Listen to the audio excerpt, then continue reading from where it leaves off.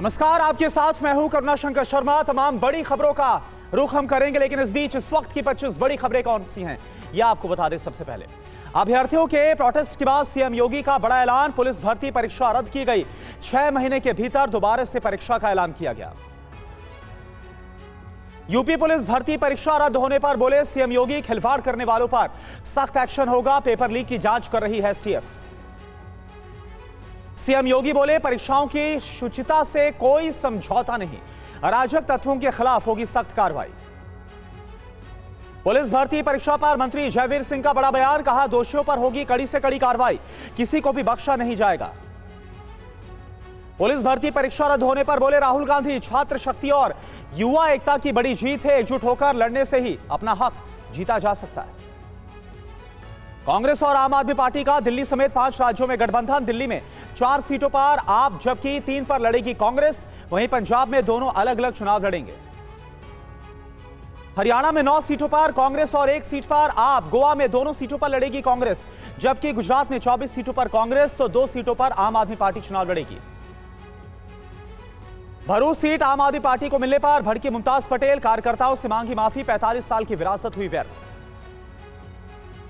नए आपराधिक कानूनों पर नोटिफिकेशन जारी। 1 जुलाई से होंगे लागू। भारतीय नागरिक सुरक्षा संहिता का नोटिफिकेशन, न्याय संहिता और साक्ष्य अधिनियम लागू होंगे।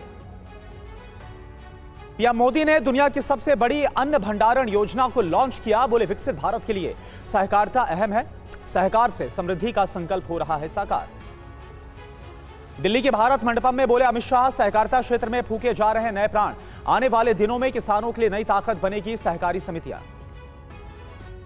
देश के सबसे लंबे केबल स्टेयर्ड सिग्नेचर ब्रिज का कल उद्घाटन करेंगे प्रधानमंत्री मोदी। ओखा और बेट द्वारका को जोड़ेगा यह ब्रिज। करीब 1000 करोड़ रुपए की लागत से बना है यह ब्रिज।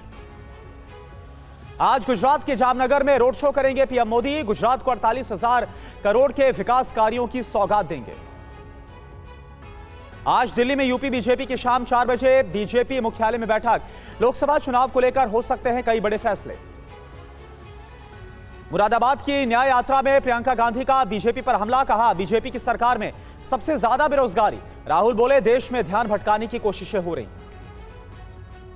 शरद पवार ने रायगढ़ में अपनी पार्टी का सिंबल लॉन्च किया। चुनाव आयोग से मिला तुरहा बजाता हुआ आदमी का सिंबल। रोहित पवार बोले, जनता शरद पवार को लेकर भावुक है। लोकसभा चुनाव से पहले असम सरकार का बहुत बड़ा फैसला। मुस्लिम विवाह और तलाक अधिनियम को किया खत्म। बाल विवाह को रोकने की ओर कदम बताया इसे। असम में मुस्लिम मैरिज एंड डाइवोर्स एक्ट खत्म करने के फैसले पर भड़के सांसद एसटी हसन। ऐसा बर्दाश्त नहीं किया जाएगा। चुनाव सिर पर है और यह चुनावी स्टंट है। यूपी के कासगंज में दर्दनाक हादसा हो गया। श्रद्धालुओं से भरी ट्रैक्टर ट्रॉली तालाब में गिरने से 20 से ज्यादा लोगों की मौत हो गई। गंगा स्नान करके लौट रहे थे श्रद्धालु। ज्यादातर मरने वालों में महिलाएं और बच्चे। श्री कृष्ण जन्मभूमि मुकदमे के वादी आशुतोष पांडे को बम से उड़ाने की धमकी। पाकिस्तान के नंबर से व्हाट्सएप कॉल के जरिए धमकी मिली। राजस्थान के सरकारी स्कूल में 3 शिक्षक सस्पेंड किए गए। हिंदू लड़की की टीसी पर इस्लाम लिखने का आरोप लगा है। हिंदू लड़कियों को जबरन नमाज पढ़ाने का भी आरोप लगा है। छत्तीसगढ़ के सुकमा में डीआरजी जवानों और नक्सलियों के बीच मुठभेड़। एक नक्सली ढेर हुआ, नक्सली का शव बरामद हुआ। नागपुर एयरपोर्ट पर 50 लाख का सोना जब्त हुआ। कपड़े में स्प्रे करके शारजाह से छिपाकर लाए थे सोना। आरोपी से 77 लाख के फोन, घड़ी भी जब्त की गई। मुंबई एयरपोर्ट पर 2.5 करोड़ के सोने की तस्करी का पर्दाफाश हुआ। 72 घंटे में 4 किलो 65 ग्राम सोना जब्त हुआ है।